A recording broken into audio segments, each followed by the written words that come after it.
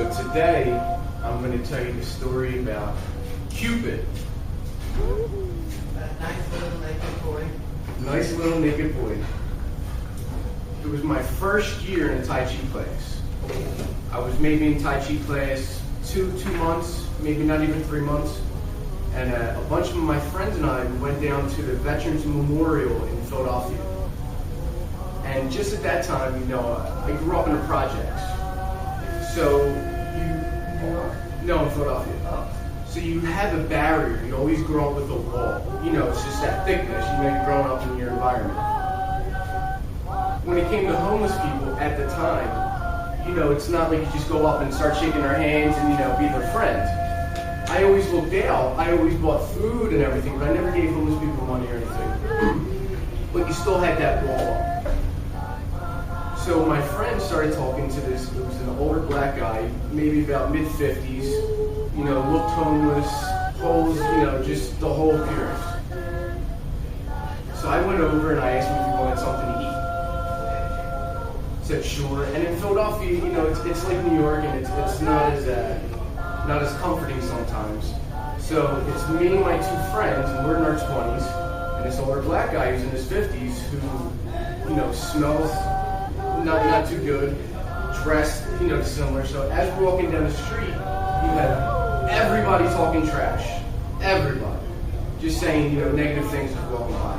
And I didn't care. I'm helping a guy out buy him some food. We get into the pizza store, and everybody's still talking trash. Didn't matter, still bought him food, bought him some drinks.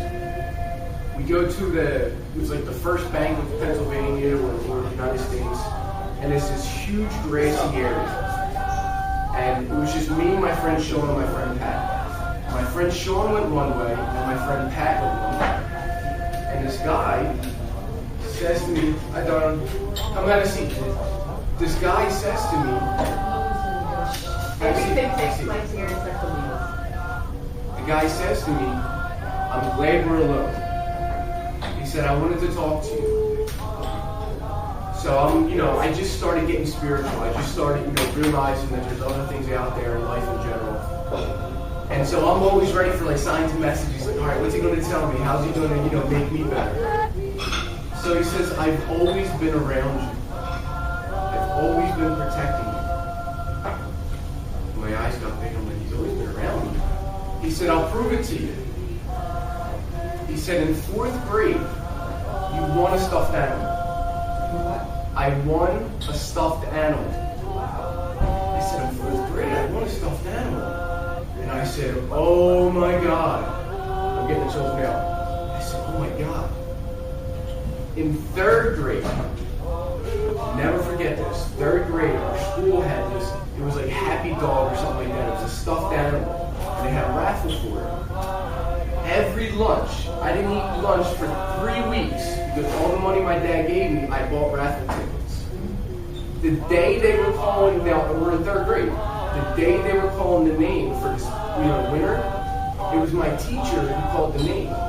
So since she left, we had to go to a 4th grade classroom to wait.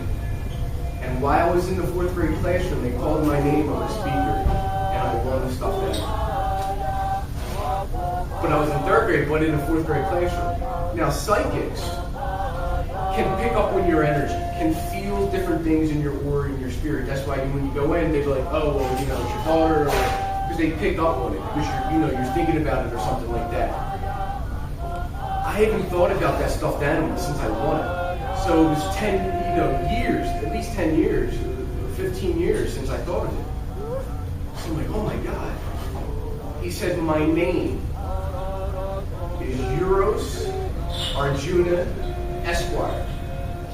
He said, you also know me as Cupid. I'm like, oh my God. And, just trying to figure out, what everything means. My friend Sean came back, my friend Pat came back. I told them exactly what happened. We thought he was, reading the Bible and everything else. We thought he may be a prophet, he may be, somebody holy. So we find out, he's going to a church the next day. So we come down, us 3 go to come down. We speak to the congregation at the church, we couldn't find him. We asked him, where is he? He was a professor at the University of Pennsylvania in metaphysics. He's been missing for 2 weeks, and he's been on lithium.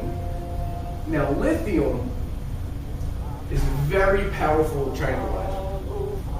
And when people are very sedated with medication, it's easy for your spirit and different things to go out on another plane. So just like, Poltergeist the movie and how the negative demon came in and she's like, oh, that can happen. But it can also happen with a positive essence. Something positive can come into somebody, deliver a message, and that's it. So he did deliver a message. And then, what happened with the angel story I explained last week with the angel story. He wasn't the man, the professor, wasn't a prophet.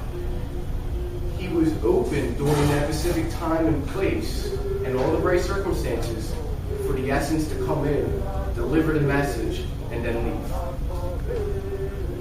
So that's the first miracle that started my path. Really, really big first one. I was like, whoa. So every week I'm going to tell you a different one.